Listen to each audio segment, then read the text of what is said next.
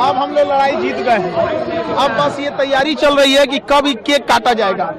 सरकार भी अब ये बात मान चुकी है कि अब री एग्जाम कराना इनकी मजबूरी हो गई है और सबके कलेक्टिव प्रयास से हम लोग अपनी मंजिल तक पहुंच गए हैं। अब चाहे मजिस्ट्रेट हो, प्रशासन हो, सचिव हो, बीपीएससी हो, सब यही मान चुके हैं कि अब हम लोग का री एग्जाम होके रहेगा। लेकिन क्या होता है कि कई लोग नाराज होते हैं ना, तो थोड़ा देर बाद मानते हैं ये दिखाने के लिए कि हमारा भी ईगो है।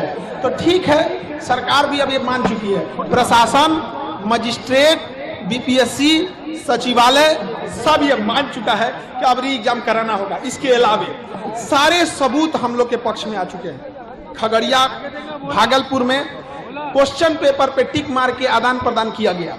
सिवान में एक कॉलेज है, हम इसका नाम हाईकोर्ट को बताएंगे, उसका बेंच नीले कलर का है, लंबा हॉल है, उसमें 35 मिनट टाइम देखा गया। मोतिहारी का एक कॉलेज है जिसका नाम हाईकोर्ट में बताएंगे, उसके रूम नंबर 35 और रूम नंबर 20, इन दोनों में धांधली हुई है। बैठा कोई और है, अब वो गया है बाथरूम, और उसके बाद बाथरूम के बाद वो आया है तो कोई और उसके जगह पे बैठ गया है। ये सबका सीसीटीवी प्रिजर्व किया जाएगा। आप मीडिया वाले गया और नवादा के डीएम से पूछिए वहां के ट्रेजरी से क्वेश्चन कैसे गया, क्योंकि ट्रेजरी तक जाने का एक्सेस हमारे पास नहीं है। 22 सेंटरों पे परीक्षा लेके नॉर्मलाइजेशन किया गया, जबकि इन्होंने ही कहा था कि नॉर्मलाइजेशन नहीं करेंगे। कैसे हुआ?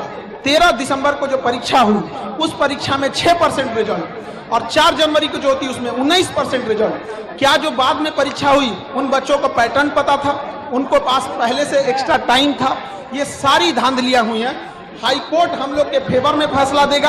अब ये हाईकोर्ट की मजबूरी है कि वो लोग जो है डेट दे रहे हैं, तो ये अलग बात है, क्योंकि डेट वगैरह होते रहता है। ये हाईकोर्ट की प्रक्रिया, इस पे हम नहीं उंगली उठा सकते हैं, क्योंकि हम कोई वकील नहीं है, हम वो लोग ज्यादा बेटर जानते हैं। लेकिन अब जीत हम लोग की पक्की दिख रही है।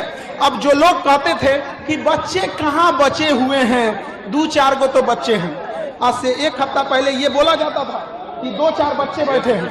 ये लोग देखिए, ये लोग शुरू दिन से आंदोलन को नेतृत्व कर रहे हैं, हम लोग तो लड़ ही रहे हैं। ये लोग बच्चों को छात्र नेता के रूप में बच्चों की आवाज पहुंचा रहे हैं। इनकी आवाज 65 दिन से दब रही थी, आज उसे हम लोग नया हुंकार दिया है, और हम सब लोग का ये कलेक्टिव रिस्पॉन्स है। अब जो कह रहे थे कि बच्चे लौट चुके हैं, हार चुके हैं, अब सब ये कह रहे हैं अब तो री एग्जाम देना मजबूरी है, बट डेट का अनाउंसमेंट बाकी है।